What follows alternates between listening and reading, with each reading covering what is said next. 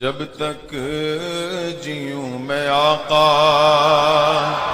कोई गम न पास आए, कोई गम न पास आए। अल्लाह ने मछली से खिताब किया, फरमाया मछली बताओ क्या इनाम चाहती है। तूने मेरे नबी को अपने शिकम में रखा, मेरे नबी की हिफाजत किया, मेरे नबी को अपने पेट में रखकर तू दरिया की सैर करते रही, क्या इनाम चाहती है। मछली भी बड़ी टनटनाटन सुननी थी, उस वक्त कोई वहां भी होता ही नहीं था ना, ये तो नया नया फिरका निकला है अभी। मछली भी टनटनाटन सुननी, उसको भी क्या पसंद आया। उसने ये नहीं कहा मौला सारी मछलियों का सरदार बना दे, जमात का अमीर बना दे। आप इशारे नहीं समझते, बम्बई वाले बहुत जल्दी इशारा समझते। ये जितनी मछलियां हैं इस जमात का मुझे अमीर बना दे।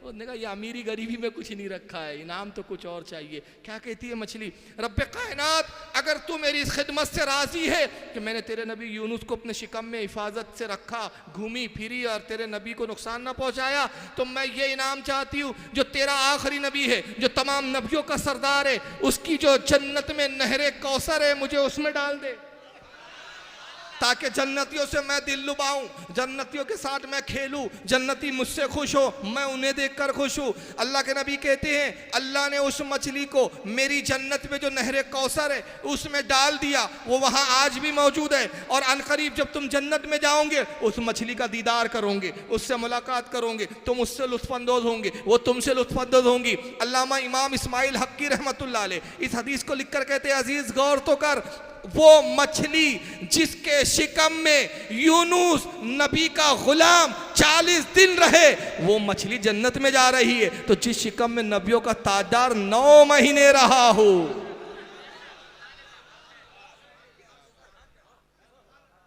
तो कौन से घटिया अकीदे हैं इनके भाई।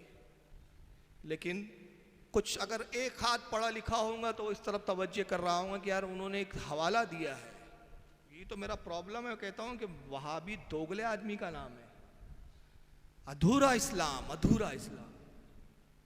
हवाला क्या दिया, इमाम साहब का मजहब है कि उनका इंतकाल हालते कुफ्र में हुआ। कौन है ये इमाम साहब, इससे मुराद आप समझे कौन है।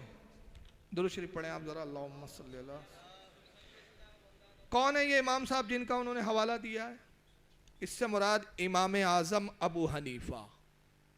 इमाम साहब से मुराद उनकी क्या है, इमाम आजम अबू हनीफा। अरे भाई अच्छा माइक चल रहा था, आप क्यों इसको चेंज कर रहे हो, खेल रहे हो क्या। अच्छा तो चल रहा था, आवाज कम कर दिया उसकी खामों का। सही तो चल रहा था भाई, क्यों छेड़ते हो, अच्छा चलता।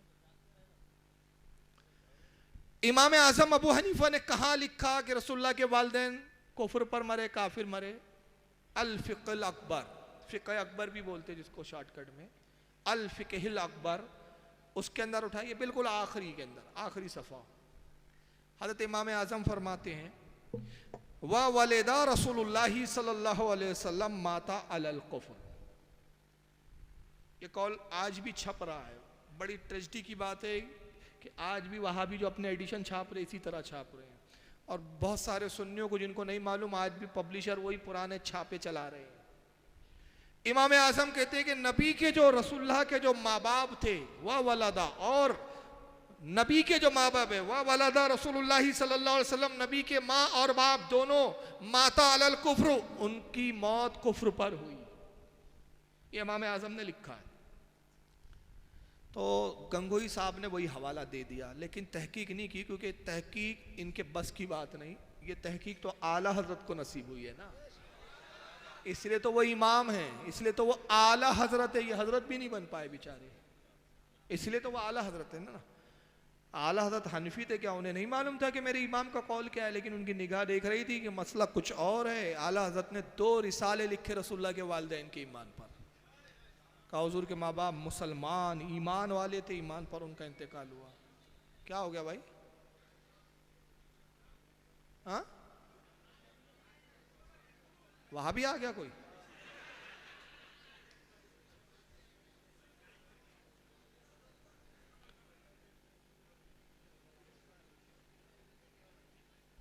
एक बहुत बड़े उस्ताद है, गुजरे इंतकाल हो गया, जामे निजामिया हैदराबाद, ये थोड़ी तहकीक की बात कर रहा हूँ, इस पर मेरी एक पूरी तकरीर है नेट पर जिसका नाम है वालिदैन मुस्तफ़ा का ईमान। 3.5 घंटे की तकरीर सुनिएगा उसको। मैंने पूरे कुरान हदीस से और अक़वाल इम्मत से साबित किया कि रसूलुल्लाह के वालिदैन इस्लाम पर और मोमिनों का इंतकाल किए, और वो सारे वहाबड़ों के जवाब दिए। वहाँ भी एक दलील क्या लाते हैं और एक दलील लाते हुजूर के वालिदैन के ईमान ना होने पर। कहते हैं कि रसूलुल्लाह ने दुआ की, अल्लाह मेरी वालदा की कब्र पर मुझे इजाज़त दे जाने की। हुजूर की दुआ कबूल हो गई। फिर हुजूर ने वहाँ पर दुआ मग़फ़िरत की, तो अल्लाह ने कहा है हबीब ज़ियारत कर ली कब्र की, दुआ मत कीजिए। तो कहते अगर वो मुसलमान होते तो दुआ करने से क्यों रोका जाता। हमने कहा यही तो जहालत है। कुरान ने तो पहले कह दिया वला तकुम अला कब्र ही, काफिर की कब्र पे खड़े भी मत होना। तो कब्र पे तो खड़े होने की इजाज़त दे दी, तो मतलब अल्लाह के नज़दीक वो मोमिन थे इसलिए तो इजाज़त दी। काफिर की कब्र पे खड़े भी मत होना, तो पहले ही फरमा दिया था। और दुआ से इसलिए रोका कि हबीब अगर तू मग़फ़िरत की दुआ करेगा तो कौम में गुमराहियत फैलने का अंदेशा है, कौम ये ना समझे कि कुफ्र पर मरे इसलिए तो दुआ कर रहे थे, इसलिए रोका गया कि हबीब तेरे माँ बाप ना बख्शे जाए तो फिर कौन बख्शा जाएगा, इसलिए इनको दुआ की कोई हाजत नहीं है।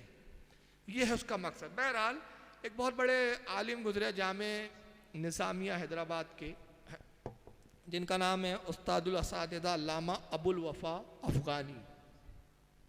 ये एक मरतबा पढ़ रहे थे अल फ़िक़्हुल अकबर इमाम आज़म अबू हनीफ़ा की, तो इनको बड़ा ताज्जुब हुआ कि इमाम आज़म ने किताब में लिख दिया कि रसूलुल्लाह के माँ बाप कुफ्र पर मरे, माता अलल कुफ्र। तो उन्होंने कहा ये कैसे हो सकता है, जो इमाम आज़म अबू हनीफ़ा यजीद जैसे फाजिर फासिक और गुस्ताख़ अहले बैत के बारे में खामोशी इख्तियार करते हैं, कहते हैं कि मैं यजीद को ना मुसलमान कहता हूँ ना काफिर, खामोशी इख्तियार करता हूँ, कफ़े लिसान करता हूँ, तो रसूल के वालिदैन के ऊपर कैसे कह सकते कि कुफ्र पे मरे। और जबकि हुजूर के वालिदैन का इंतकाल उस वक्त हुआ जब नबी ने ऐलान नबुव्वत ही नहीं किया।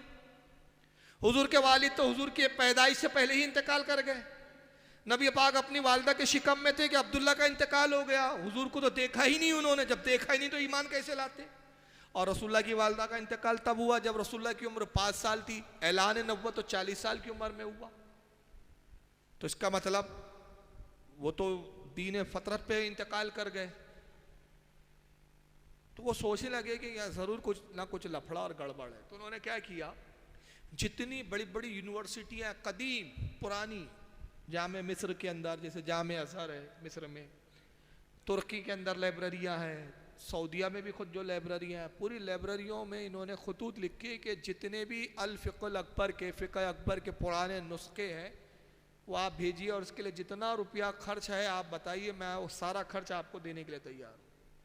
और फिर कुछ यूनिवर्सिटियों में खुद तशरीफ़ ले गए ये जनाब तहकीक की, जब पुराने नुस्खे निकाले गए तो पता चला कि वहाबी बदमाशों ने इबारतों में हेर फेर कर दिया, और ऐसा हेर फेर किया कि आज तक वो हेर फेर छप रहा है। बेचारे सुन्नी भी नावाकिब छाप रहे हैं उसको कुछ, जबकि आज इस्लाह की ज़रूरत है। इमाम आज़म ने क्या लिखा था वहाँ सुनिए, काला अबू हनीफता रज़ियल्लाहु ताला अन्हु व वलदा रसूलुल्लाह सल्लल्लाहु अलैहि वसल्लम माता अलल कुफ्र। उन्होंने माँ एक बार लिखा और कातिब ने माँ उड़ा दिया। माँ नफी के लिए आता है, अब इबारत का मतलब है माँ माता अलल कुफ्र, उनका इंतकाल हरगिज़ कुफ्र पर नहीं हुआ। वो नहीं कह रहे और इन्होंने माँ उड़ा दिया।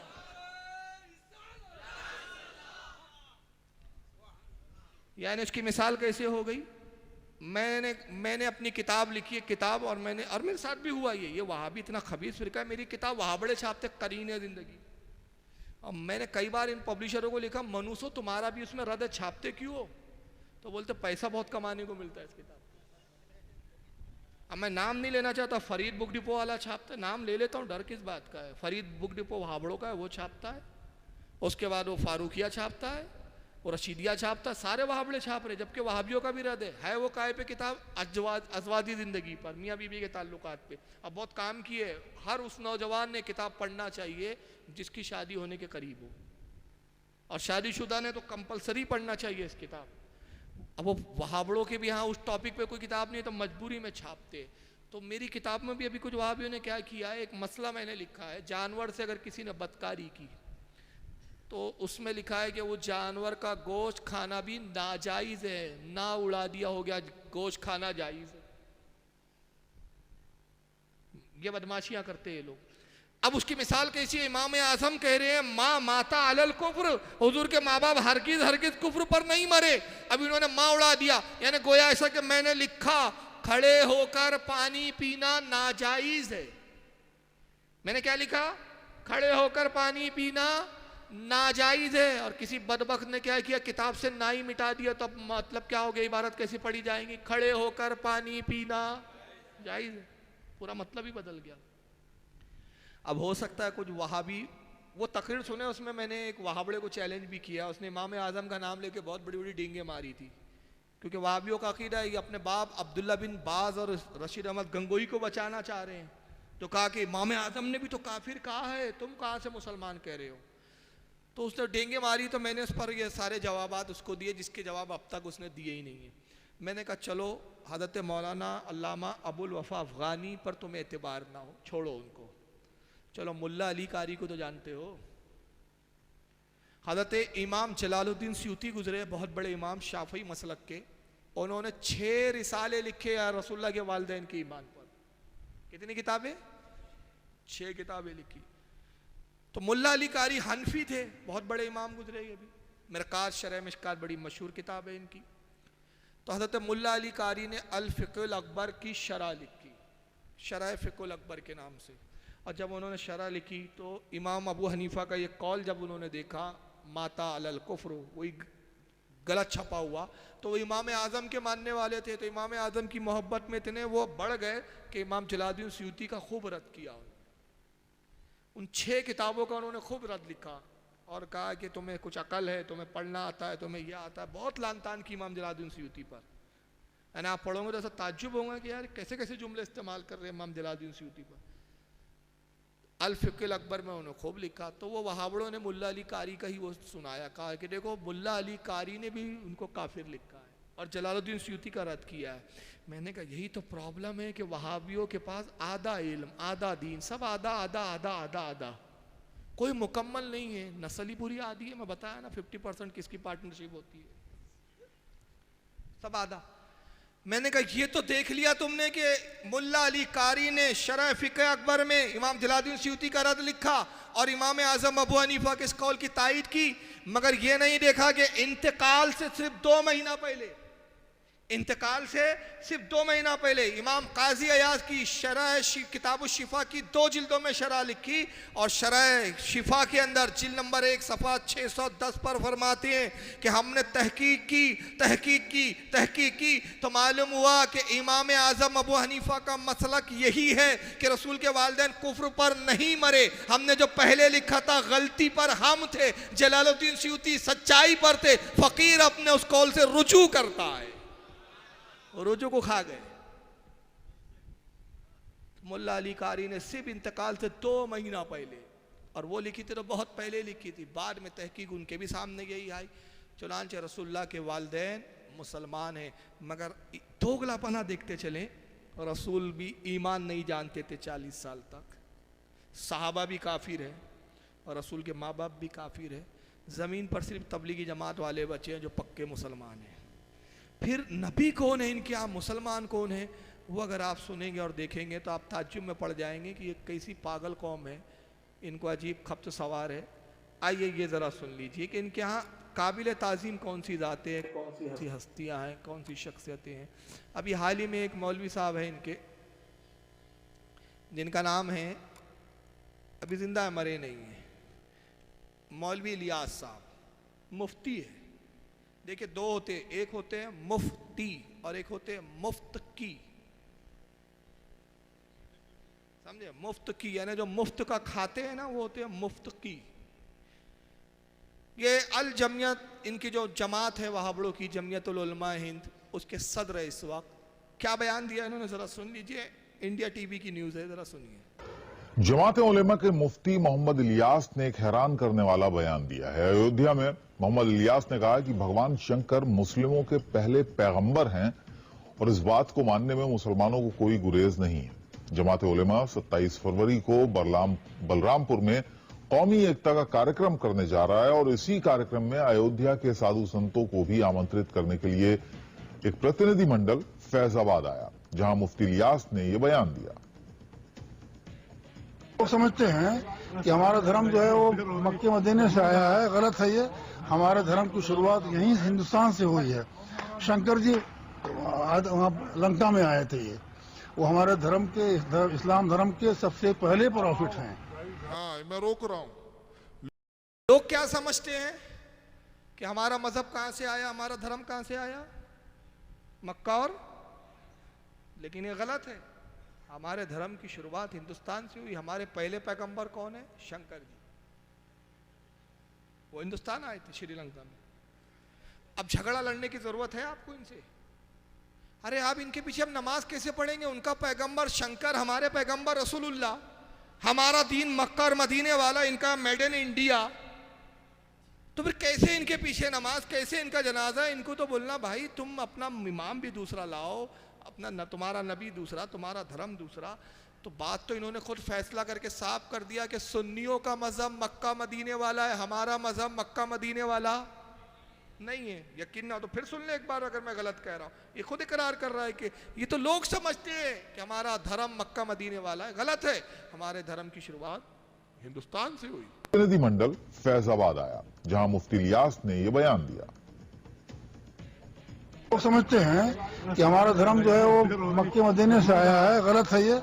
हमारे धर्म की शुरुआत यहीं हिंदुस्तान से हुई है। शंकर जी वहाँ लंका में आए थे, ये वो हमारे धर्म के इस्लाम धर्म के सबसे पहले प्रॉफिट हैं। वो हिंदुस्तान में आए थे। ये हमारा जन्म भूमि भी है, हमारा धर्म भूमि भी है, इसलिए हमको उससे प्यार है। सारे जहां से अच्छा है दोस्ता हमारा, हर मानव जो है हमारा भाई है।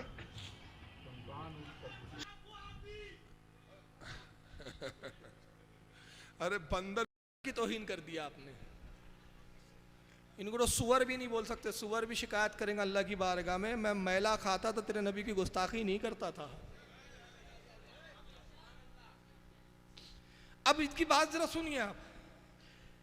अल्हम्दुलिल्लाह, मक्का मदीने वाला हमारा नहीं है, हर मानो हमारा भाई है। सहाबा तो काफिर है, नबी के माँ बाप काफिर है, लेकिन हर मानो इनका भाई है। मानो से समझ रहे ना किस तरह इशारा है? इन्हें जितने गैर मुस्लिम है सब इनके भाई है। तो ये भी तय हो चुका कि इनके भाई लोग कौन है। शंकर और पार्वती, भेदभाव दूर हो। शंकर और पार्वती, हाँ शंकर जी हमारे बाप हैं। शंकर कहिए, चाहे उनको आदम कहिए, चाहे मनु कहिए, भेदभाव दूर हो। शंकर और पार्वती, हाँ शंकर जी हमारे बाप हैं। भेदभाव दूर हो, यानी वो हिंदू से कह रहे भाई तू भी वही हम भी वही। भेदभाव दूर हो, शंकर पार्वती, तेरे भी अब्बा वही मेरे भी अब्बा वही। भेदभाव दूर हो। शंकर और पार्वती, हाँ शंकर जी हमारे बाप हैं। शंकर कहिए, चाहे उनको आदम कहिए, चाहे मनु कहिए, लेकिन ये वास्तविकता है और इसको दृढ़ विश्वास से कहा जा सकता है। इस पर शब्दों में कह रहा हूं मैं कि इसमें कोई शंका नहीं है और कोई शंका नहीं कर सकता है कि एक नर और नारी से मानव मात्र को ईश्वर ने पैदा किया है। ये वास्तविक आधार हमारे ध्यानों से निकल गए हैं, कार्बन आ गया है, उसको साफ करना पड़ेगा और दिलो दिमाग पर इसको बिठाना पड़ेगा, जब ये कौमी एकजुटता कायम होगी। देखिए कार्बन आ गया है इनके दिमाग पे, कार्बोरेटर खराब हो गया, गाड़ी चल नहीं रही है इनकी बराबर। तो शंकर इनके कौन है और पार्वती इनकी अम्मी, तो गणपति इनका भाई हो गया। अब फैमिली समझ में आ गई आपको कैसी फैमिली के लोग हैं? तो अब मैं कहता हूं देखिए, एक नबी की फैमिली है। नबी का खानदान किससे चला? इमाम हसन और इमाम हुसैन से। रसूल ने कहा लोगों तुम्हारा खानदान मर्द से चलता है, मेरा खानदान बेटी से चलेगा। हुजूर का खानदान, तो इनको नबी का खानदान गवारा नहीं। हुसैन के कातिल को तो मोमिन कह रहे हैं ना, इनको नबी का खानदान नहीं चाहिए। कौन सा खानदान चाहिए इनको? शंकर पार्वती वाला।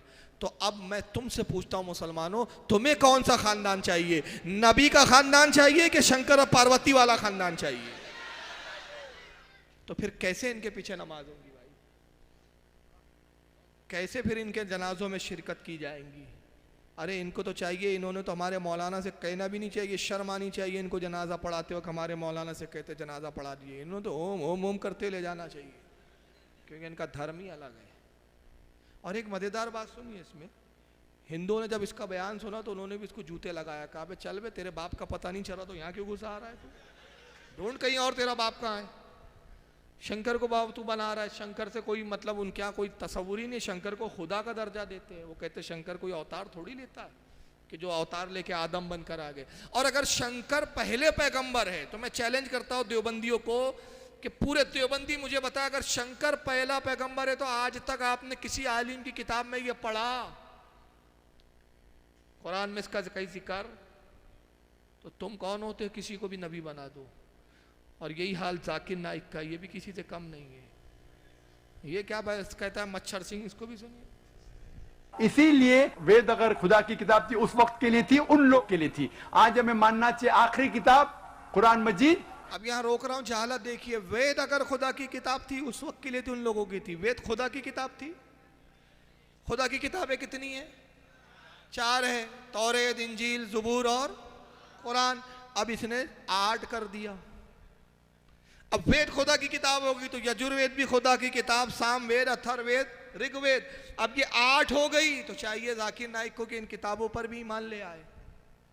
तो वेद खुदा की, तो ये खुदा की किताब नहीं थी। सबसे पहला तो ये टाई पहन के झूठ बोल रहा है, समझ रहे? इसलिए मैं कहता हूं किसी गधे को टाई पहना लो तो पढ़ा लिखा नहीं बन जाता, गधा गधा ही रहेगा, गधा गधा ही रहेगा। उसको टाई और कोट पहना लो तो बहुत स्कॉलर नहीं बन जाता। लोग इसका हुलिया और इंग्लिश से देख के समझते कि बहुत बड़ा स्कॉलर हो गया। अबे अमेरिका का भिखारी भी इंग्लिश में भीख मांगता है, वो हिंदी में भीख नहीं मांगता। और अबू जहल भी अरबी बोलता था, उर्दू नहीं बोलता था। तो कोई अरबी बोलने लग जाए और कोई इंग्लिश बोलने लग जाए तो वो आलिम नहीं हो जाता था। तफक्को फिद्दीन किसी और चीज का नाम है जो इनको नसीब नहीं हुआ। वेद अगर खुदा की किताब थी, अबे खबीस कहां पे वेद खुदा की किताब आ गई? वो तो ऋषि मुनियों ने बनाई। मनुस्मृति में लिखा है कि 4 वेद जो है ये ब्रह्मा ने बनाए इनके। अब ब्रह्मा का हमारे यहाँ कोई तस्वुर ही नहीं। अब उसके बाद इसकी और दूसरी जाला सुनिए। उस वक्त के लिए थी, उन लोग के लिए थी। आज हमें मानना चाहिए आखिरी किताब कुरान मजीद। इसी तरीके से एक शख्स ने मुझसे पूछा था, क्या हम मान सकते हैं कि श्री राम और श्री कृष्ण खुदा के भेजे हुए पैगंबर है? कुरान में आता है सूरह फातिर सूरा नंबर 35 आयत नंबर 24 में कि अल्लाह ने हर कौम के पास एक पैगंबर भेजा है।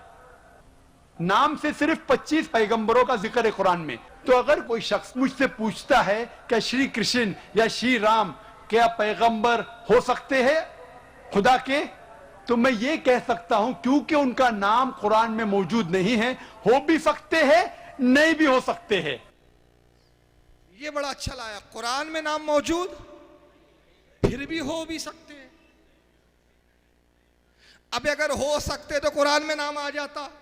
इतने मशहूर तो नाम तो आता। चलो कुरान में नहीं आया तो हदीस में आ जाता। चलो हदीस में नहीं है तो उलमा की किताबों में, अइम्मा की किताबों में। आज तक किसी भी छोटे से छोटे आलिम की भी किताब में आपने देखा राम अलैहिस्सलाम, शंकर अलैहिस्सलाम। सबसे पहला तो मसला है कि इनका वजूद भी है या नहीं, ये भी नहीं कंफर्म है। बाबरी मस्जिद का मैटर चल रहा है हमारे यहाँ, तो हमारे तरफ से जो हमारे उलमा ने जो बात रखी है कोर्ट में, वो रखा कि मस्जिद तो बहुत बात की चीज़ है, मंदिर था कि मस्जिद था बहुत बात की है, राम था यही प्रूफ हो जाए तो हम मस्जिद देने के लिए तैयार है। पहले तो यही प्रूफ कीजिए कि राम था क्या। इसी का वो पता नहीं है। मैं खुद एंशियन हिस्ट्री पढ़ा मैंने बीए में, मुझे मालूम है खुद। क्या नाम है इसका, पंडित जवाहरलाल नेहरू ने किताब लिखी डिस्कवरी ऑफ इंडिया, उसमें खुद लिखता है कि राम था या नहीं था ये कंफर्म नहीं, और अगर था भी तो महज एक अच्छा राजा था, इससे ज्यादा कुछ नहीं। उस पर पंडित नेहरू को खूब गालियां बकी गई थी उस जमाने में, खूब उसका रद्द हुआ था। पंडित जवाहरलाल नेहरू ने डिस्कवरी ऑफ इंडिया में खुद एक्सेप्ट नहीं किया इसको। तो बताइए तहकीक की बुनियाद पे तो वो थे क्या नहीं थे, ये भी वजूद नहीं। और वो थे तो इसका भी सबूत कहाँ से मिलता है? गैरों की किताब से, हमारी किताबों से नहीं। मगर इसकी जहालत देखिए, कुरान में नाम नहीं है, 25 का नाम आया, उसका नाम नहीं है, लेकिन फिर भी हो भी सकते हैं। तो कोई कहेगा नहीं, ये भी तो कहा नहीं भी हो सकते। तो मैंने कहा ये नहीं हो सकते का तुक्के से काम नहीं चलेगा। अगर काम चल जाता है और इस पर कोई गिरफ्त नहीं, जाकिर नाइक फतवे से बच जाते, तो फिर मैं भी एक जुमला कहता हूँ, मुझे भी फतवे से बचा के निकालिए और मैं निकल जाऊंगा। मैं भी ये जुमला कहता हूँ, जाकिर नाइक हरामी हो भी सकते हैं, नहीं भी हो सकते। मैंने हरामी थोड़ी बोला है, हो भी सकते हैं, नहीं भी हो सकते। अब क्या है वो आप समझ लीजिए। तो ये कहने से काम नहीं चलेगा। मगर देखिए दोगलापना, जो नबी है उसको तो ईमान से ही निकाला है, जो नबी के माँ बाप है उनको तो काफिर साबित करने के लिए किताबें लिख दी है, जो रसूल के सहाबा है उनको मुसलमान मानने के लिए तैयार नहीं, और जिनका वजूद नहीं है उनको नबी बनाने पे तुले हुए हैं। मुसलमान तो छोड़िए, पैगंबर बनाने पे तुले हुए हैं। तो मोहब्बत किससे है, उल्फत किससे है। एक आखिरी चीज़ मैं दिखा रहा हूँ, मैंने एक तकरीर में बयान की थी, यहाँ वो जिक्र कर दे रहा हूँ, उसी पर आज इख्तिताम कर रहे हैं हम लोग। देवबंदियों ने जश्न सद साला मनाया था एक ज़माने में, 100 साला जश्न मनाया था देवबंद का, 100 साल हो गए थे देवबंद को। तो उसमें चीफ गेस्ट 1980 में ये जश्न मनाया गया था। तो उसमें चीफ गेस्ट किसको बनाया गया था पता है आपको? मेहमान खुसूसी की हैसियत से देवबंद के जलसे में कौन आया था? इंदिरा गांधी। एक गैर मुस्लिम औरत को चीफ गेस्ट बना के बुलाया, स्टेज पे बिठाया, और स्टेज पे भी कैसे बिठाया, उसके लिए सोफा लगाया गया था, सारे मौलवी नीचे बैठे थे, वो तन्हा सोफे पे बैठी हुई थी। सारा मर्दों का हुजूम, इनके बड़े बड़े अल्लामा मौलाना सब बैठे हुए, तुर्रम खां लोग, और वो एक गैर मुस्लिम काफिरा औरत बैठी हुई है कुर्सी पे। और मज़ेदार बात देखिए इनके अकीदे का दोगलापन। नबी पे सलाम पढ़ो तो शिर्क बिदअत ना जाने क्या क्या फतवे है। जलसा चलता रहा, तकरीरें होती रही, दस्तारबंदियाँ हुई, सारे मामलात हुए। जब जलसा ख़त्म हुआ तो इंदिरा गांधी ने कहा कि आप लोग बड़े देश प्रेमी लोग हैं, बड़े अच्छे लोग हैं आप, तो मैं चाहती हूँ कि आज के जलसे का जो इख्तिताम है, आज के जलसे की जो समाप्ति है, वो राष्ट्रीय गीत पर होनी चाहिए। तो सारे मुल्लाओं ने हाँ हाँ किया, और सारे मुल्ला स्टेज पे खड़े हुए, और खड़े होकर उन्होंने भी पढ़ा था, जना गना मना अधिनायक जय है भारत भाग्य विधाता। मगर किसी देवबंद के मुल्ला की जबान नहीं खुली इस वक्त कि राष्ट्रीय गीत, राष्ट्र का गीत खड़े होकर पढ़ना जब जायज है, तो नबी की बारगाह में खड़े होकर सलाम पढ़ना कैसे ना जायज? किसी मुल्ला की जबान नहीं खुली। हमारे सुन्नी उलमाओं ने इस पर ऑब्जेक्शन लिए, तकारीरें करनी शुरू की कि बेगैर तो शर्म करो, एक गैर मुस्लिम को तुम बुलाते हो, एक औरत को बुला के तुम मर्दों के हुजूम में बिठाते हो, वो मसनद रसूल, ये मसनद रसूल कहलाती है। ये इसका एक वक़ार है, इस पर तो फासिकों को भी नहीं बिठाया जाता, इस पर तो किसी बड़े से बड़े लीडर को भी नहीं बिठाया जाता। हमारे अहले सुन्नत के जलसे होते हैं, वक्त का कोई लीडर भी आएगा, सामने कुर्सी और सोफे लगा के बिठाएंगे, मिंबर पे नहीं बिठाया जाता जब तक कि वो मुसलमान ना हो। तुमने गैर औरत को बिठा दिया, और उसके बाद तुम अपने आप को बहुत बड़ा इस्लाम का ठेकेदार कहते हो। और ये कोई छोटा मोटा मदरसा नहीं था, दारुल उलूम देवबंद की बात कर रहा हूँ, जहाँ से पूरी उलमा की खेप पैदा होती है इनकी। अरे आओ हमारे मुफ्ती आजम की बारगाह में, जब नसबंदी का फतवा दिया था सरकार मुफ्ती आजम ने कि नसबंदी करना हराम है, तो इंदिरा गांधी खुद पहुंची थी, बरेली शरीफ खुद गई थी, और जाके उसने खादिम से कहा कि जाओ कहो कि देश की प्रधानमंत्री आई है, आपसे मिलना चाहती है। सरकार मुफ्ती आजम की तबीयत अलील थी, उलमा चश्मदीद आज भी मौजूद है उसमें, कई जो इंतकाल नहीं आज भी जिंदा है, मौजूद है अपनी निगाहों से, जिन्होंने वाक़यात को देखा। वो बयान करते हैं कि हुजूर मुफ्ती आजम को घर में ही सलाइन लगाई गई थी, ग्लूकोज की बोतल चढ़ी हुई है, कमज़ोरी नकाहत का आलम, आप बिस्तर पर लेटे हुए हैं, ग्लूकोज जारी है, आपका सलाइन लगी हुई है, खादिम ने आके कहा हुजूर प्रधानमंत्री आई हुई है। तो आप खुश होके नहीं बैठ गए, अरे देश की प्रधानमंत्री आ गई है, इस्तकबाल करो। आप लेटे लेटे फरमाते उससे कहो जाओ, मैं किसी औरत से नहीं मिलता, मैं किसी औरत से मुलाकात ही नहीं करता। खादिम आया, कहा कि जाइए, वो कह रहे हैं कि किसी औरत से मैं मिलता नहीं। तो कहती है मैं प्रधानमंत्री हूँ, मैं इसलिए आई हूँ कि उनसे मुलाकात करनी है, बात करनी है। नसबंदी का उन्होंने कैसे फतवा दे दिया नाजायज़ का, वो अपना फतवा वापस ले, और अगर वो नहीं मिलेंगे तो मैं घर में जबरन जो है ज़बरदस्ती के साथ घुसूंगी, दाखिल होगी।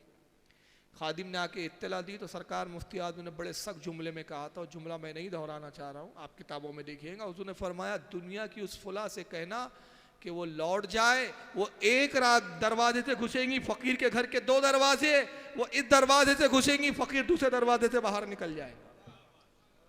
और जुमले में बड़ी सख्ती थी, दुनिया की उस फुला से कहना। अब वो फुला जो है वो फिलिंग द ब्लैंक है, वो आप पूछ लेना उलमा से क्या है। तो उसने कहा था कि अच्छा ठीक है, नहीं मिलना चाहते तो कम से कम उनसे ये कहो कि अपना फतवा वापस ले ले, अगर फतवा वापस ना लिया तो फिर सख्त कार्रवाई की जाएगी। धमकी दी थी, प्रधानमंत्री थी, कर भी सकती थी, लेकिन वो बरेली का शेर था, ज़ईफ था लेकिन शेर था। शेर अपनी फितरत धारना नहीं छोड़ता, चीर और फाड़ करना नहीं छोड़ता। बूढ़ा भी हो जाए शेर तो घास नहीं खाता।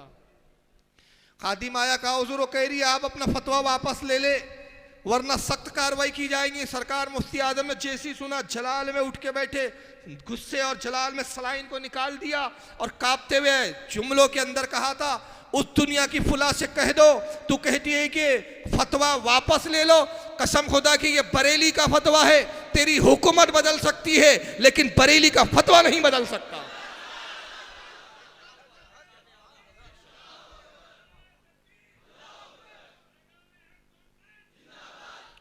इनकी तरह नहीं जो 50-50 हजार रुपए में फतवे बेचते हैं।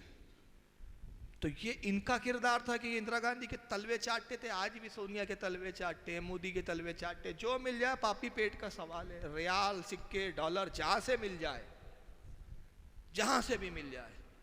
तो अब मैंने एक तकरीर में तबसरा किया तो इनका एक बहुत बड़ा गुरु घंटाल है पाकिस्तान का, जिंदा है, रब नवाज हनफी।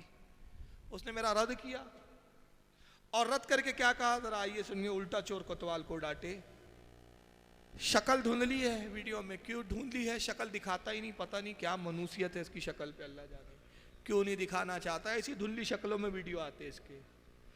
तो मैं इस पर दो बातें कहता हूँ, सामने आते भी नहीं, सांप छुपते भी नहीं, अजब पर्दा है चिलमन से लगे बैठे हैं।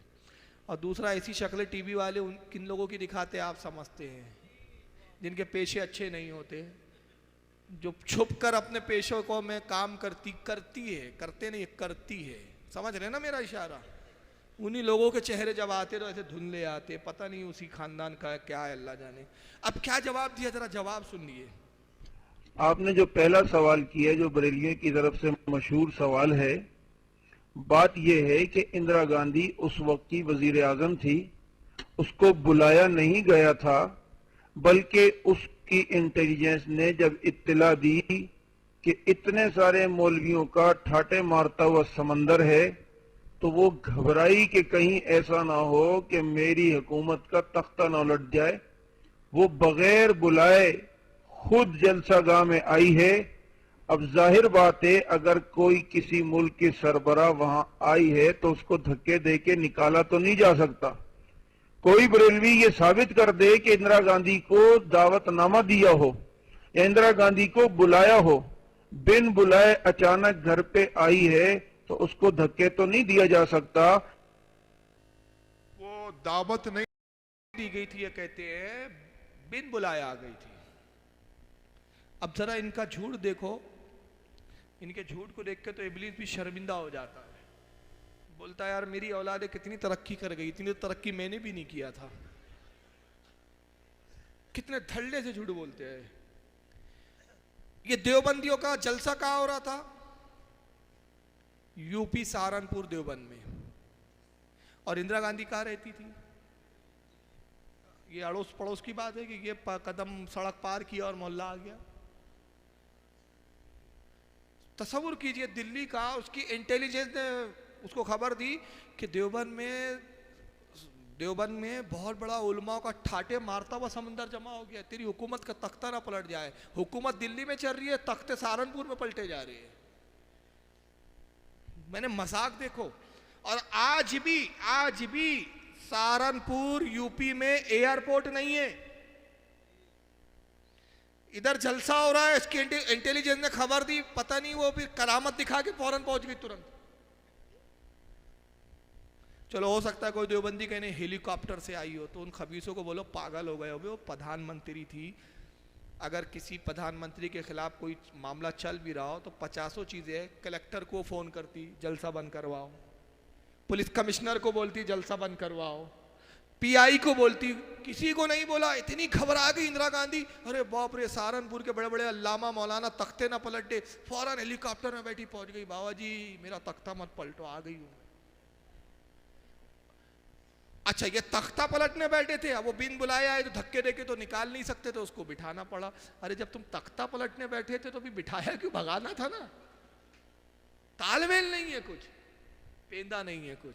और फिर ऊपर उल्टा जिम्मेदारी हम पे लगा दी का कि कोई बरेलवी ये साबित कर दे कि उसको दावतनामा दिया हो, यानी बुलाओ तुम और साबित कौन करे, हम करें। मैंने कहा चलो अल्लाह का शुक्र है तुम बरेलियों को बोलते, ये भी बरेलियों का ही कलेजा है कि वही साबित करेंगे कि तुमने दावतनामा दे के बुलाया था, तुम्हारी औकात नहीं है।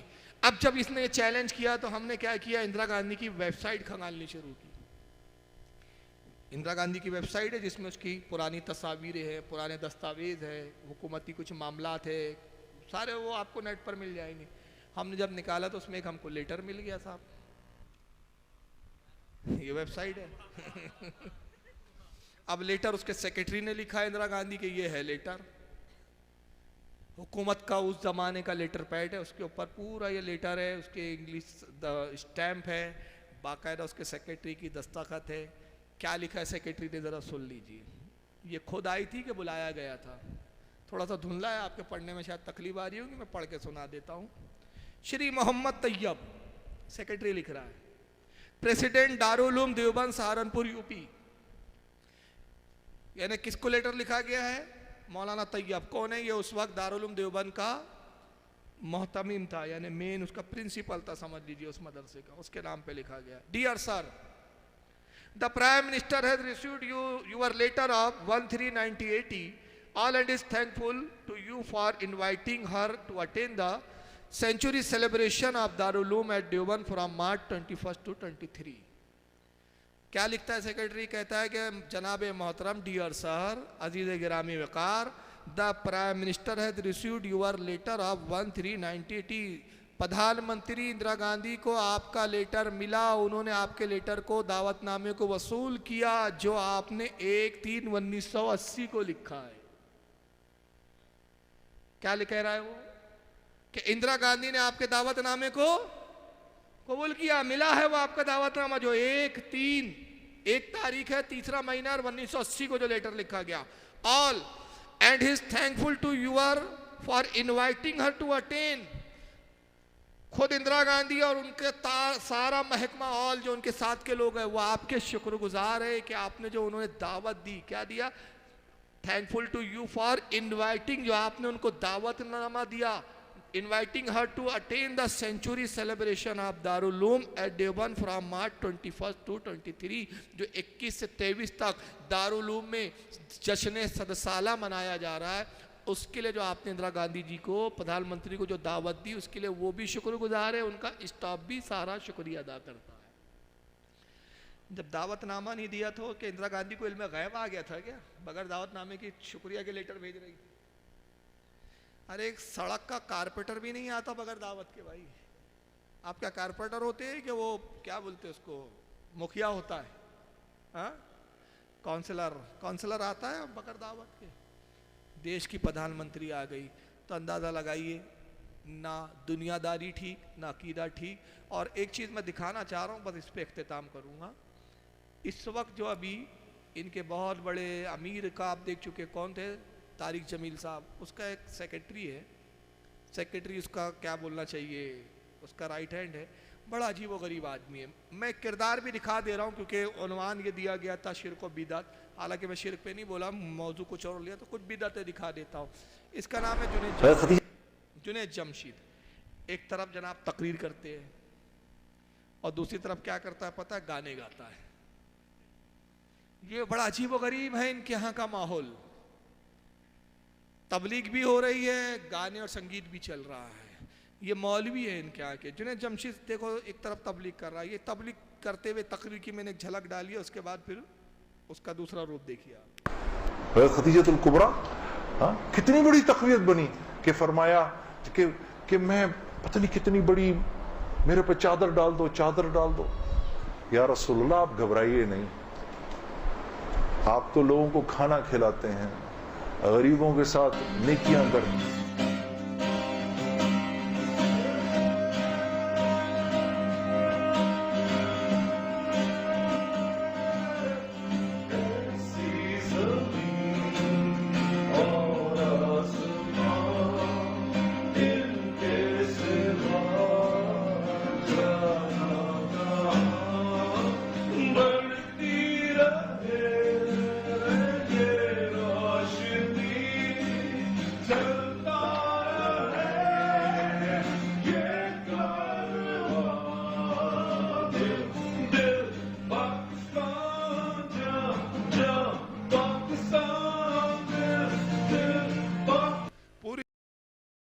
जमात एक हिंदुस्तान के लिए मर रहा है, एक पाकिस्तान के लिए मर रहा है, मदीना मुंह पे आ ही नहीं रहा है।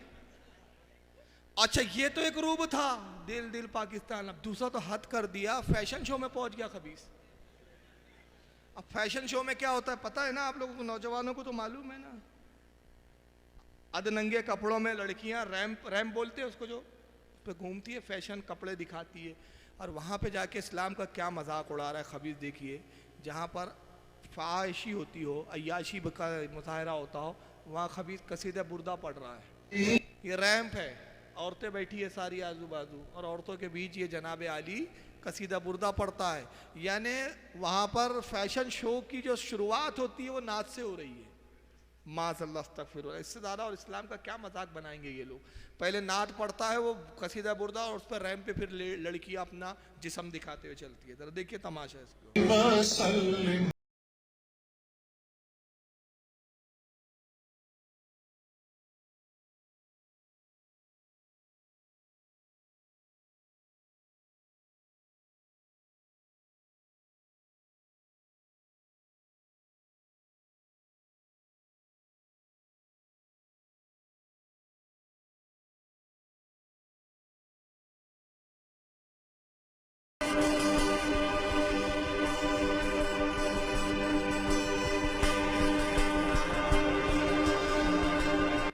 ऐसे भी बस इतना काफी है यार, अब पूरा थोड़ी फैशन शो दिखाऊंगा आपको।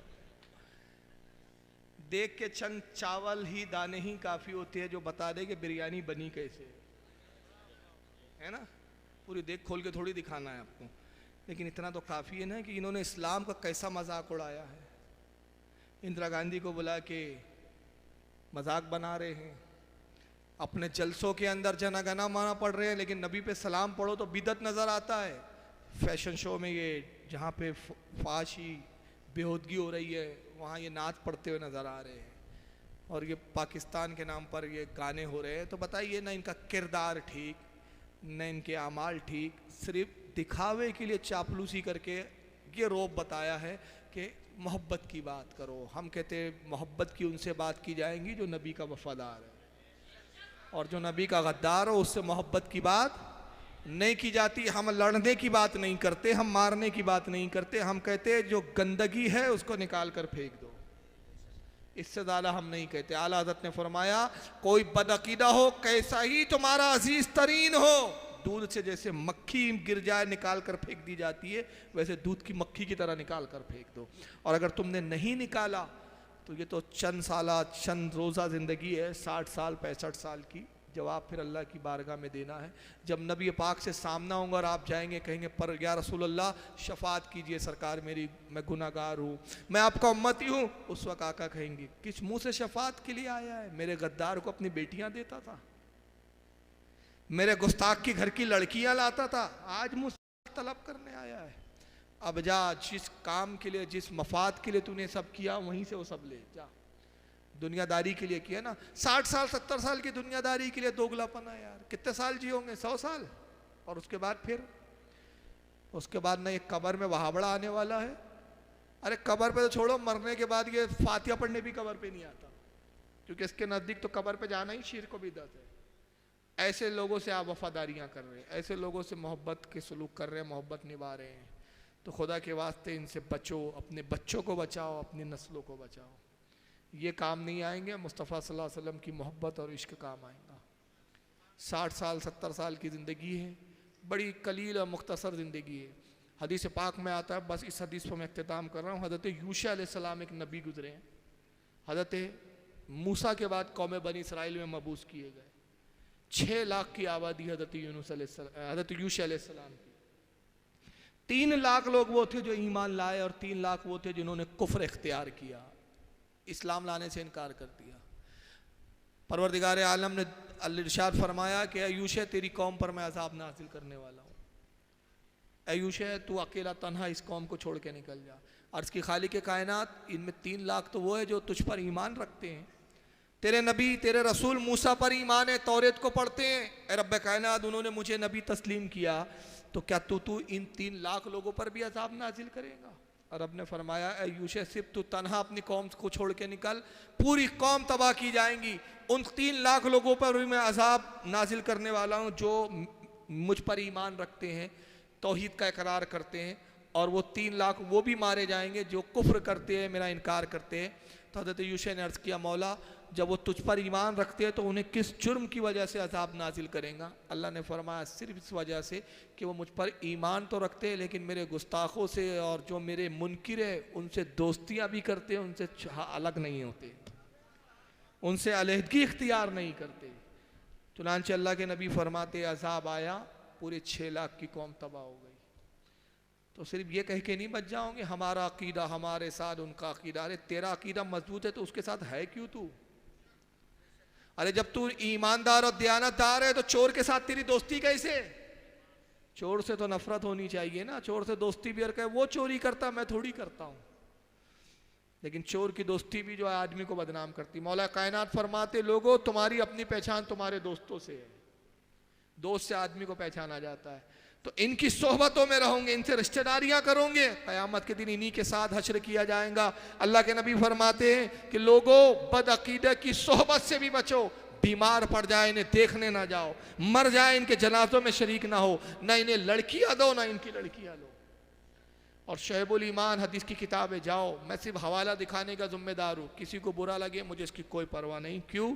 इसलिए कि मिंबर का तकाजा है, मैं वही बोलता हूँ जो मेरे नबी ने बोला है, चाहे मेरा अमल खुद उस पर ना हो लेकिन मुझे बोलना वही है जो हदीस बोलती है, जो कुरान बोलता है। तुम्हें मानना है मानो, नहीं मानना है कहीं भी जाओ, मुझे क्या लेना देना। मेरा मिंबर का तकाजा है कि मुझे हक बोलना है, हक के सिवा कुछ नहीं बोलना है।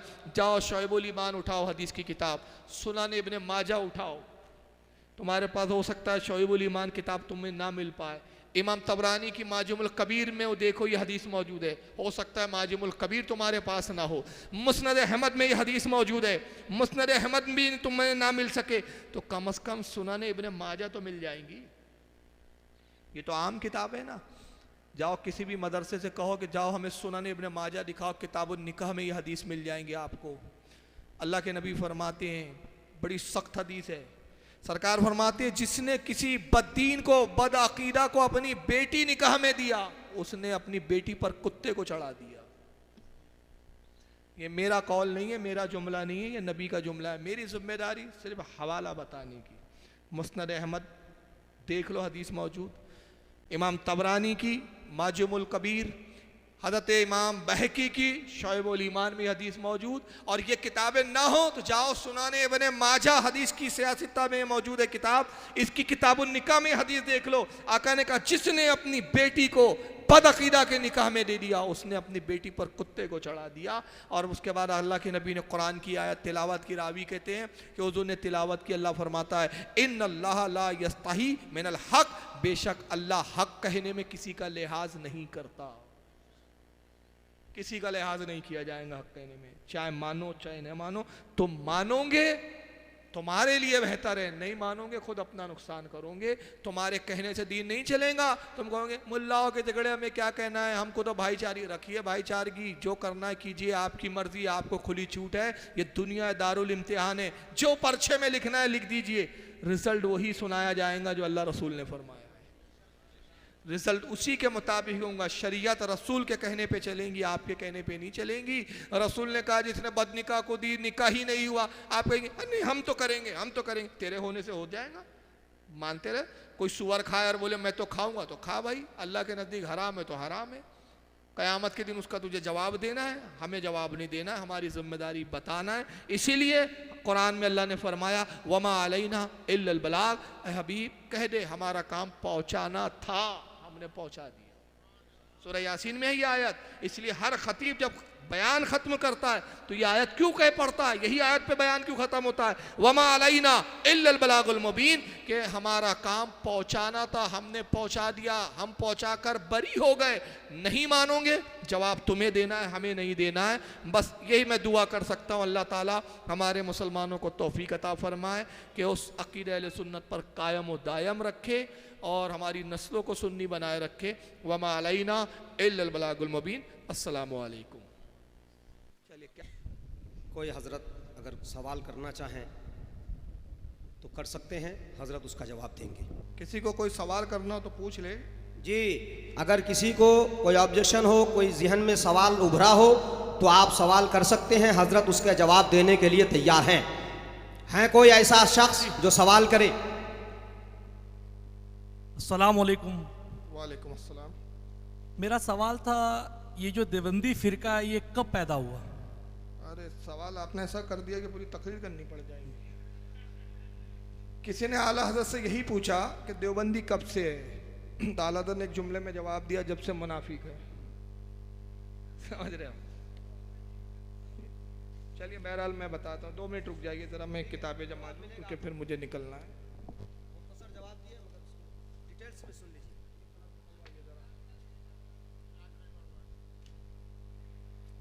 वहाबी फिरके की जो बुनियाद है, सही बुखारी के अंदर ही हदीस मौजूद है और यही हदीस मिशकात में भी है, मुस्लिम में भी है, बहुत सारी हदीस की किताब में है।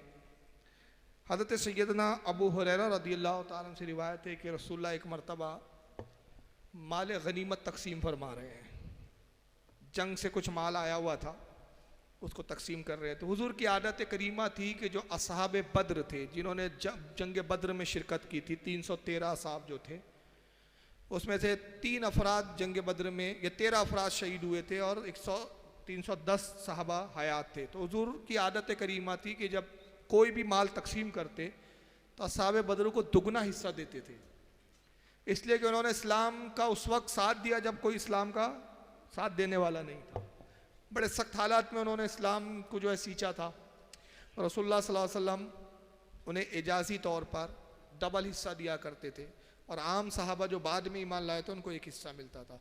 तो अल्लाह के नबी असहाब बद्र को 2-2 हिस्सा दे रहे थे। अबू हुरैरा कहते हैं कि तभी एक शख्स आया जो कबीले बनु तमीम का था। कबीले का नाम क्या था? कबीले बनु तमीम। उसका एक नौजवान आया, उसका नाम था ज़ुबुल खवैसरा। ज़ुबुल खवैसरा आता है और कहता है, इदिल या मोहम्मद, मोहम्मद इंसाफ से काम लीजिए।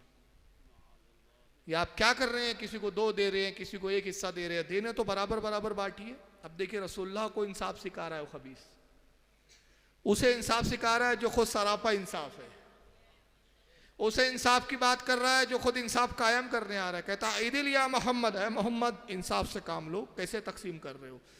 तो आका सल्लल्लाहु अलैहि वसल्लम जलाल में आया, फरमाया बदबख्त वैलका, तुझ पर खराबी हो, तुझ पर तबाह हो जाए तू खबीस। अगर मैं ही इंसाफ से काम ना लूँ तो रुए ज़मीन पर फिर इंसाफ करने वाला कौन रह गया है? अगर मैं इंसाफ से काम ना लूँ। हज़रत उमर जलाल में आए, तलवार खींच ली, कहा या रसूलल्लाह इजाज़त दीजिए, अभी इसकी सर गर्दन अलग कर देता हूँ। तो नबी ने कहा उमर तलवार म्यान में रख दी, कोई अकेला नहीं है, अगर ये अकेला होता तो मैं इसको कत्ल करवा देता, तो तू मेरी उम्मत से फितने को रोक लेता, मगर ये अकेला नहीं है, ये एक पूरी कौम के साथ है, इस जैसे इसकी कौम में बहुत है, और इस कौम से कुछ लोग निकलेंगे जो दीन की तबलीग करेंगे मगर दीन से उनका ताल्लुक ना होगा। फिर वही अल्फाज है जो पहले हदीस में गुजरे, कुरान पढ़ेंगे मगर हलक से कुरान इनके उतरेगा नहीं, दीन से ऐसे निकल जाएंगे जैसे तीर कमान से निकलता है, यहाँ तक के कि इनका आखिरी दस्ता, आखिरी गिरोह दज्जाल के साथ खुरूज करेगा। ये सही बुखारी में भी मौजूद है ये हदीस, मुस्लिम में भी और मिशकात के अंदर भी मौजूद है और भी किताबों में मौजूद है। तो ये कबीला किस कबीले से था? ये ज़ुबुल खवैसरा मालूम है आपको? भूल गए, अभी तो नाम लिया मैंने। कबीले बनु तमीम से। और इसके अलावा भी कुछ रिवायतें आती कि हुजूर ने कबीले बनु तमीम पर हमेशा लान तान किया। सही बुखारी के अंदर और सही मुस्लिम में हदीस आती है कि कबीले बनु तमीम के कुछ लोग आए, अल्लाह के नबी ने फरमाया कि बशारत कबूल करो, ए कबीले बनु तमीम के लोग बशारत कबूल करो और ईमान पर इस्तिकामत इख्तियार करो। उन्होंने कहा मोहम्मद हम तो ईमान ला चुके, हम बशारत नहीं चाहते, माल चाहते, हमें पैसा दीजिए। हुजूर जन्नत की बशारत सुनाना चाह रहे हो? कहते नहीं वो तो बाद में देखेंगे, पहले पैसा दीजिए हमको, हमको माल चाहिए। सरकार ने चेहरा उनसे नाराज़ होकर फेर लिया। उसके बाद फिर कुछ यमन के लोग वहाँ मौजूद थे, अल्लाह के नबी ने यमन वालों से कहा कि ऐ अहले यमन, तुम बशारत कबूल करो कि कबीले बनु तमीम वालों ने, नजद के लोग थे, ये नजद का कबीला था, कबीले बनु तमीम कबीला भी नजद का था, इन्होंने तो बशारत कबूल करने से इनकार किया, तुम बशारत कबूल करो। तो उन्होंने कहा या रसूलल्लाह हमने अल्लाह और उसके रसूल को इख्तियार कर लिया। हुजूर ने उनको बरकत की दुआ दी, चुनांचे उन्हीं कबीले से, यमन से ओवैसल करनी पैदा हुए, जलील कद्र वली। और अल्लाह के नबी ने फरमाया कि शाम और यमन वो है जहाँ पर अब्दाल पैदा होंगे। और कबीले बनु तमीम के ताल्लुक से आपने फरमाया कि अल्लाह की लानत हो इस कबीले पे, लानतें भेजी। इसी कबीले बनु तमीम से मोहम्मद इब्न अब्दुल वहाब नजदी पैदा हुआ। ये उसी कबीले बनु तमीम का, ये मैं नहीं कह रहा, इन्हीं के घर की छपी हुई आप किताबें देख लीजिए, जिसमें सीरत मोहम्मद इब्न अब्दुल वहाब नजदी है, हयात शेखुल इस्लाम मोहम्मद इब्न अब्दुल वहाब नजदी अब्दुल्ला बिन बास की किताब है। उसके बाद शेखुल इस्लाम मोहम्मद इब्न अब्दुल वहाब नजदी एक मजलूम मुफक्किर जो मसूद नदवी की है, वो देख लीजिए। सारी किताबें जो इनकी छपी है अब्दुल वहाब नजदी के सवाने हयात पर, सब में बाकायदा लिखा है कि मोहम्मद इब्न अब्दुल वहाब नजदी का जो ताल्लुक था कबीले बनु तमीम से था। और अल्लाह के रसूल की हदीस नजद के बारे में ये आई है, सही बुखारी के अंदर ये हदीस मौजूद है, जिसके रावी हज़रत अब्दुल्लाह इब्न उमर है। वो कहते हैं कि अल्लाह के नबी सल्लल्लाहु अलैहि वसल्लम ने दुआ की और दुआ करते हुए कहा, अल्लाहुम्मा बारिक लना फ़ी शामिना, अल्लाहुम्मा बारिक लना फ़ी यमनिना। यमन और शाम के लोग मौजूद थे। दुआ की सरकार ने, परवरदिगार बरकत नाजिल फरमा मुल्क यमन में और मुल्क शाम में। तो नजद के लोग वहाँ मौजूद थे, खड़े हुए और कहा, वफ़ी नजदना या रसूल अल्लाह, अल्लाह के रसूल नजद के लिए भी दुआ कीजिए। सरकार नजद के लिए भी दुआ कर दी। हज़रत अब्दुल्लाह इब्न उमर कहते हैं हुजूर ने फिर दूसरी बार दुआ की और नजद का नाम नहीं लिया, फिर दूसरी बार भी यही कहा, अल्लाह बरकत नाजिल कर यमन में, बरकत नाजिल कर शाम में। दोबारा नजद के लोगों ने फिर कहा, या रसूलल्लाह नजद के लिए भी दुआ कर दीजिए। हुजूर ने नजद के लिए दुआ नहीं की। 3 बार जब यह मामला हुआ तो अब्दुल्लाह इब्न उमर कहते हैं तीसरी बार जब उन्होंने कहा नजद के लिए दुआ कीजिए, तो आका ने फरमाया, मैं नजद के लिए कैसे दुआ कर सकता हूँ कि वो फितनों की ज़मीन है, वहाँ पे जलजले होंगे, फितने पैदा होंगे और वहाँ से शैतान का गिरोह निकलेगा, शैतान का गिरोह निकलेगा। चुनांचे हुजूर ने नजद के लिए दुआ नहीं की।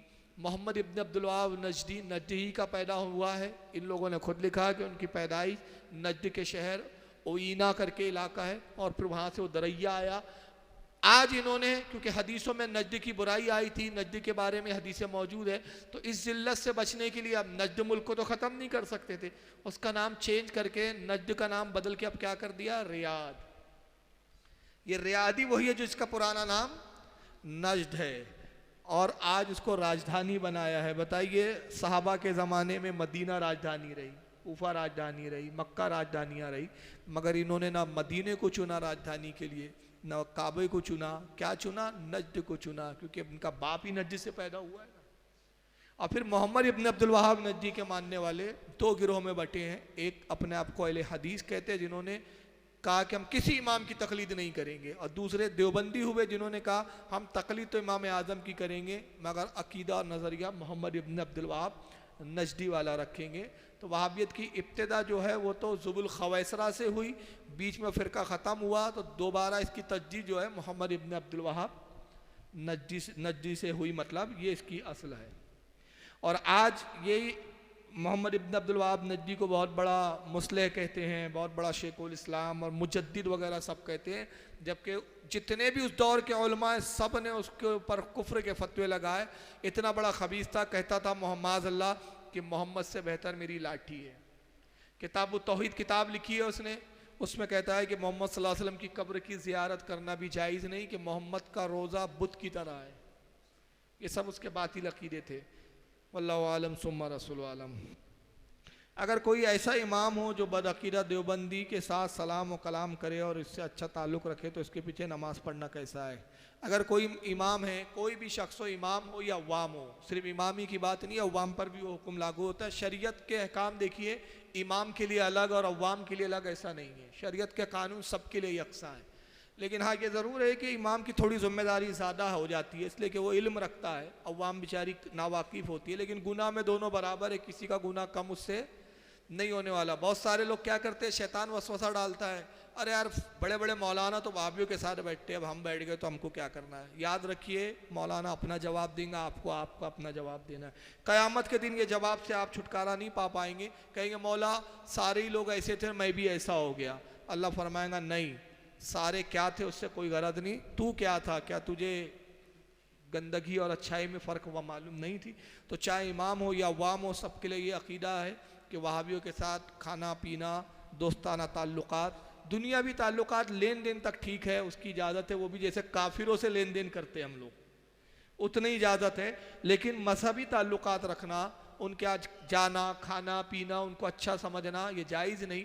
और अगर कोई इमाम ऐसा करता है तो उसके पीछे कोई नमाज भी नहीं होगी, जितनी नमाज पढ़ी सब वाजिबुल अदा है। और अगर माज़अल्लाह वो इमाम उनको मुसलमान समझता है, उसको वाबियों को देवबंदियों को, और वह मुसलमान कहता है, अच्छा कहता है, तो फिर ऐसे इमाम पर खुद हुक्म कुफ्र होगा।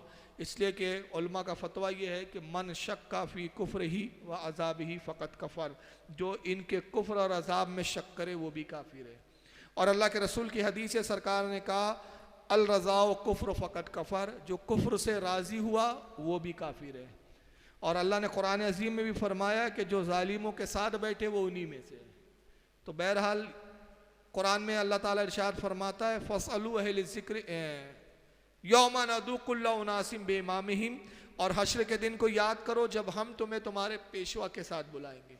तो जिसको आप पेशवा समझ रहे हैं अगर वो जहन्नमी, तो मानने वाले भी जहन्नमी हो जाएंगे। तो जब वहाबियों पर कुफ्र का फतवा है तो जो उनको अच्छा जाने अपना पेशवा बताए उसका भी हश्र वही होने वाला है। तो लिहाजा ऐसे इमाम के पीछे कोई भी नमाज काबिल कबूल नहीं है। वल्लाहु आलम सुम्मा रसूल आलम। अगर कोई देवबंदी या अहले हदीस सुन्नी मस्जिद में अपना फेल शुरू करते हैं तो इस मस्जिद के कमेटी वाले इस पर एक्शन नहीं लेते, और अगर कोई एक्शन ले तो कमेटी इससे रोकती है, तो क्या करें? ऐसी कमेटी क़यामत के दिन जवाब दे। मैं अभी बता चुका हूँ कि अल्लाह के नबी ने मस्जिद ज़िरार से मुनाफिकों को निकाला है। अगर कोई कमेटी वाले वहाँ ताकत व कुव्वत इख्तियार रखने के बाद अगर ऐसा नहीं करते तो क़यामत के दिन उनकी सख्त पूछ है, और उनका भी हश्र उन्हीं के साथ होने वाला है। समझ रहे आप?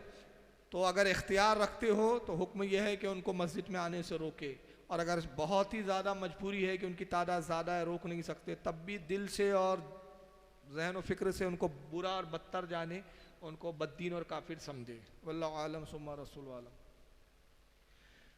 हज़रत उस्मान गनी की शहादत के बाद हज़रत अली कुछ दिन बलवाइयों के पीछे नमाज़ पढ़ी, जितने दिन तक मस्जिद नबवी में उस्मान गनी के कातिल की इमामत होती थी। इसलिए आप बता दें कि हम सुन्नी मुसलमान आज के दौर अगर वहाँ वहाबी गुस्ताखी इमामत कर रहा है तो उसके पीछे हम नमाज ना पढ़े। अच्छा, ये रिवायतों में आया है कि जब उस्मान गनी की शहादत हो गई तो उसके बाद सहाबा इकराम ने और हज़रत अली ने 3 रोज़ तक मस्जिद नबवी में नमाज नहीं पढ़ी। क्यों नहीं पढ़ी? इसलिए कि वहाँ इमामत बलवाइयों का इमाम कर रहा था, जो उस्मान गनी के कातिल थे। अंदाज़ा लगाइए, कत्ल इतना बड़ा गुनाह नहीं है जितना बड़ा कुफ्र गुनाह होता है। नबी की गुस्ताखी उससे बढ़कर होती है। तो जब सहाबा इकराम ने कातिल उस्मान गनी के पीछे नमाज ना पढ़ी तो बदअकीदों के पीछे कैसे पढ़ी जा सकती है? तो हज़रत अली ने नहीं पढ़ी और सहाबा ने पढ़ी। यहाँ तक कि 3 दिन के बाद जब हज़रत अली के हाथ पर बैत हुई तो हज़रत अली फिर इमाम बने, तब सहाबा ने पढ़ी। तो अब बहुत सारे लोग यहाँ गुमराह करते हैं कि साहब मस्जिद नबवी में नमाज़ पढ़ने का सवाब है, सुन्नी लोग जाते वहाँ नमाज नहीं पढ़ते उन इमाम के पीछे, हरम में इतनी नमाज पढ़ने का इतना सवाब है। तो मैं इनसे कहता हूँ कि जहालत की बातें बंद कीजिए, जब नहीं मालूम तो मुंह बंद रखना चाहिए। मस्जिद हराम में नमाज पढ़ने का सवाब है, मस्जिद नबवी में नमाज पढ़ने का सवाब है, वहाँ के इमाम के पीछे पढ़ने का सवाब नहीं। हदीस में यह नहीं आया कि अल्लाह के नबी ने कहा जिसने मस्जिद नबवी के इमाम के पीछे नमाज पढ़ी तो उसकी नमाज 70 गुना ज़्यादा दर्जे में फजीलत रखती है। ये नहीं फरमाया। हुजूर ने फरमाया जिसने मेरी मस्जिद में 2 रकात पढ़ी दूसरी नमाजों के मुकाबलों में 70 दर्जे ज़्यादा फजीलत रखती है। मस्जिद में पढ़ने का सवाब है, इमाम के पीछे नहीं। समझ रहे आप? तो अगर वहाँ वहाबी इमाम है, अगर क्या वहाँ वहाबी ही इमाम है तो उसके पीछे नमाज नहीं पढ़ी जाएंगी। आप तन्हा पढ़िए, आपको नमाज का सवाब 70 गुना ही मिलेगा, क्योंकि मस्जिद का सवाब है, इमाम के पीछे का सवाब नहीं है। और वैसे भी एक और बात है, अक्सर मुसाफिर सफ़र की हालत में होता है, 10 दिन क़याम होता है, 15 दिन का क़याम नहीं होता मस्जिद में, तो वैसी सफ़र की हालत में वैसी भी जमात नहीं। अगर कोई सुन्नी इमाम हो और कोई वहाँ जमात से ना पढ़े, कसर पढ़े, तो वो भी इसके लिए जायज़ है सुन्नी इमाम होने के बाद। तो जब सुन्नी इमाम हो तब भी अगर वो कसर पढ़े, जमात से ना पढ़े तो गुनाह नहीं है, तो वहाबड़ों के पीछे तो वैसी भी नहीं पढ़ना। तो ये सब धोखा देने वाली बातें हैं। तो कोई माइकल आल वहाबी अगर साबित कर दे तो 1 लाख रुपया मैं इनाम देने के लिए तैयार हूँ, जो ये साबित कर दे कि हुजूर की कोई हदीस हो कि मस्जिद नबवी के इमाम के पीछे नमाज पढ़ने का सवाब है। ऐसी कोई हदीस नहीं है। बल्कि आका ने फरमाया कि बदअकीदा के पीछे नमाज मत पढ़ो। अगर किसी भी बदअकीदा के पीछे नमाज हो जाती तो करबला में इमाम हुसैन 72 लोगों के साथ अलग जमात नहीं बनाते, 22,000 यजीदियों के पीछे पढ़ लेते। मगर इमाम ने 22,000 के पीछे नहीं पड़ी, अपनी मुख्तसर सी जमात कायम करके बताया, जमात की तादाद मत देखो, इमाम का अकीदा देखो। अकीदा दुरुस्त है तो नमाज दुरुस्त है, और अकीदा ख़राब है तो नमाज दुरुस्त नहीं। किसी भाई ने सवाल किया है कि व्हाट इज़ शिया, उर्दू में सिया लिखा है, सिया नहीं शिया है, वो शिया कौन है। और दूसरा सवाल किया है कि different between Shia and Sunni law, यानी सुन्नी और शिया के कानून में क्या फ़र्क है। दो सवाल किए उन्होंने। शिया एक ऐसा फ़िरका है, शिया के लफ्ज़ी मायने होते गिरोह, टोली। हज़रत अली के चाहने का ये दावा करते थे। ये हज़रत उस्मान गनी के ज़माने में खिलाफत को लेकर इख्तिलाफ हुआ, सहाबा इकराम ने उस्मान गनी की खिलाफत पर बैत कर ली, उनके हाथ पर बैत की। मगर शिया एक ऐसा ग्रुप था जिन्होंने कहा कि हम जो है हज़रत उस्मान गनी को खलीफा तस्लीम नहीं करेंगे, खिलाफत के लायक हज़रत अली की ज़ात है। तो वहाँ से वो अलहदा हुए। पहले तो मोहब्बत अली का नाम लिया, फिर अमीर माविया के साथ जंग भी की इन्होंने, और उसके बाद फिर धीरे धीरे इनके अकायद बिगड़ने लगे। इनमें से एक गिरोह जो है खारजी बन गया, जो माज़अल्लाह बाद में हज़रत अली को ही काफिर कहने लगा। और फिर कुछ शियात पर कायम रहे, लेकिन अकीदे उन्होंने इतने गंदे कर लिए कि माज़अल्लाह उनका अकीदा है शियाओं का। उसूल काफ़ी इनकी सबसे मोतबर किताब है, उसमें लिखा गया कि हुजूर के इंतकाल के बाद सिर्फ 6 सहाबा थे जो ईमान पर रहे, बाकी सारे सहाबा मुर्तद हो गए थे। कुरान को एक कम नाकिस मानते हैं और कहते हैं कि कुरान अजीम जो है उसमें बहुत सारी सूरतें हज़रत अबू बकर सिद्दीक ने कुरान से निकाल दी। भाई बस ख़त्म कीजिए, 4 बजे मेरी ट्रेन है, निकलना है। हाँ 4 बजे की ट्रेन है, 3:15 हो रहे हैं हम जी। बस ये जितने पर्चे उसके मुख्तसर जवाब दे रहा हूँ मैं। तो इनका एक तो अकीदा ये है कि कुरान कंप्लीट नहीं है, बहुत सारा कुरान अबू बकर सिद्दीक ने उड़ा दिया, जबकि कुरान के बारे में अकीदा खुद कुरान बयान कर रहा है, किसी मौलवी का नहीं है। कुरान कहता है, अल्लाह ताला इरशाद फरमाता है, इन्ना नहानु नज़्ज़लना ज़िक्रा व इन्ना लहू लहाफ़िज़ून। अल्लाह फरमाता है, हबीब हमने इसको नाजिल किया, हम ही ने नाजिल किया और हम ही इसकी हिफाजत करने वाले। तो कुरान का ना ज़ेर बदला गया ना ज़बर, लेकिन ये कहते कि कई 100 आयतें जो अबू बकर ने निकाल दी थी। कहते पूरी सूरत थी सूरह विलायत, जो अहले बैत और अली की फजीलत में थी, अबू बकर ने निकाल दी माज़अल्लाह। तो ये बेहुदा इनके अकीदे हैं, साहबा को काफिर जानते हैं, अमीर माविया की गुस्ताखी करते हैं। इस तरह के कई अकीदे, वक्त नहीं है वरना मैं इनके अकीदे बताता। और इनके कानून में क्या, ये फ़िक़्ह जाफरिया को मानते हैं हम लोग, फ़िक़्ह हनफी को, और इमाम जाफ़र के नाम पे गंदे गंदे मसाइल खाते में डाल दिए। वक्त होता तो मैं कुछ इनके मसाइल बताता, लेकिन मेरे पास अभी वक्त नहीं है। माज़अल्लाह इतने गंदे गंदे अकीदे हैं कि गू में भरी हुई रोटी खाना भी जायज़ है इनकी फ़िक़्ह में। और इमाम बाकर से मंसूब करते कि नजासत में भरी हुई रोटी वो खा लिया करते थे, और कहते थे जो गू में भरी रोटी खा ले उसको जन्नत वाजिब हो जाती है। तो ये बड़ी अजीब इनकी फ़िक़्ह है, बहुत अजीब। कहते 2 कल्ला पानी हो उससे वुज़ू और गुसल हो जाएगा, 2 कल्ला ये 2 मटके पानी में भी हो जाएगा, चाहे उसमें गू गोबर कुछ भी गिर जाए। तो इनकी फ़िक़्ह भी बड़ी अजीब है, लेकिन अभी वक्त नहीं है। अगर यहाँ किताब मिल सके तो एक किताब आती है इनकी फ़िक़्ह में जिसका नाम है तोहफ़तुल अव्वाम, उर्दू ज़बान में, वो आप पढ़ लें माज़अल्लाह। उसमें ऐसे दुरूद लिखे हैं जिसमें साहबा और हज़रत आयशा पे लानतें की हुई है।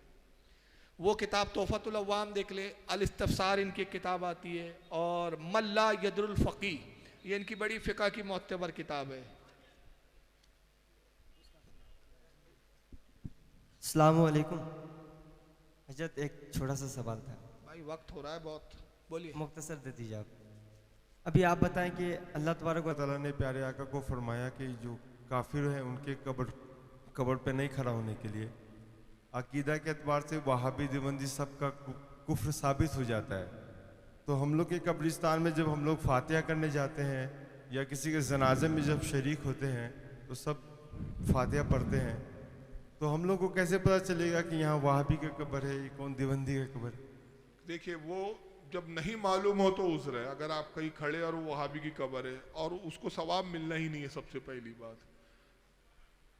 अगर आप उसकी कब्र पे खड़े, एक होता है जानबूझ के खड़े होना, एक होता है मालूम नहीं। मिसाल के तौर पे आप किसी ऐसी जगह खड़े हैं जहाँ नजासत है आपके पैरों के नीचे, आपको नहीं मालूम था, आप पे माफ है। और जब मालूम है तो जानने के बाद भी आप कब्र पे खड़े, वहाँ पे नजासत पे खड़े होंगे? तो जानबूझ के खड़ा होना और होता है, ना वाकिफ में होना और होता है। अगर आप ना वाकिफ में हैं, और या खड़े होने से मुराद ये नहीं है जो कुरान में फरमाया है कि उनकी कब्र पर खड़े ना होना, तो उससे मुराद ये नहीं कि कब्र के पास खड़े हो गए तो इस्लाम से निकल गए। मुराद ये है कि उनके लिए कोई मगफरत की दुआ वगैरह नहीं करना, इससे रोका गया है। यानी उनके लिए कोई दुआ कारगर नहीं होने वाली, उनके लिए जहन्नम लिख दी गई है। तो यहाँ दुआ है, इसलिए दुआ में भी एक थोड़ा सा एहतियात करें। अक्सर लोग इस तरह दुआ करते हैं, अल्लाह इस कब्रिस्तान में जितने भी मुर्दे हैं सबको इसका सवाब पहुँचा। हालांकि वहावड़े को पहुँचता नहीं, लेकिन आपका जुमला गलत है। आप क्या कहें, ए परवरदिगार इस कब्रिस्तान में जितने मोमिन और मोमिनात है उसको इनका सवाब पहुँचा दे। तो जो मोमिन है उसको पहुँच जाएगा, जो वहावड़ा वो खुद ही उससे महरूम रह जाएगा। वल्लाहु आलम सुम्मा रसूल आलम। फिर इंशाल्लाह कभी वक़्ता मिला तो मैं बाकी सवालों के जवाब दूंगा, क्योंकि अभी 4 बजे मेरी ट्रेन है। अल्लाह ताला आप सबको सलामत रखे। वमा अलैना इल्लल बलागुल मुबीन।